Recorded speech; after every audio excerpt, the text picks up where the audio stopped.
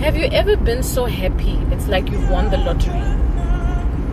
It's like they just gave you a phone call and informed you that you've won the lottery.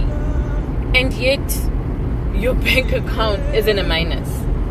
Have you ever felt this great joy as if, you've made it in life?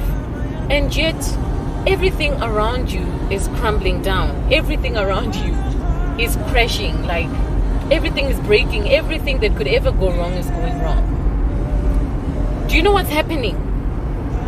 What's happening? Many would say that you're in denial of whatever circumstances you're really in. But I'd like to define it as a spiritual awakening. You see, your physical man operates on what he sees physically. He sees tangibly. So your spiritual man sees what has been born into the spirit. The answers that God has already deployed for you. The blessings, the provision, the protection.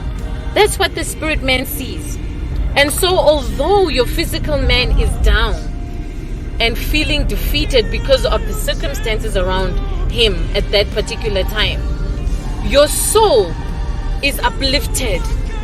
Your soul is elevated because it can see what is happening in the spirit, what has already been born. It can see what you are just about to access.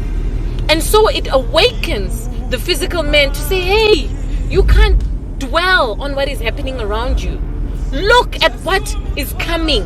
Look at what is already happening and you just don't see it yet. And so your spirit man awakens. And at that particular point in time, the spirit man arises and causes the physical man to catch on the very same energy and the very same fire, to have joy and peace amidst the storm. And in that joy, strength, because the joy of the Lord is our strength. And before you know it, what the spirit man was seeing manifests physically. And then the physical man begins to see why the spirit was awakened in the first place. It's a spiritual awakening.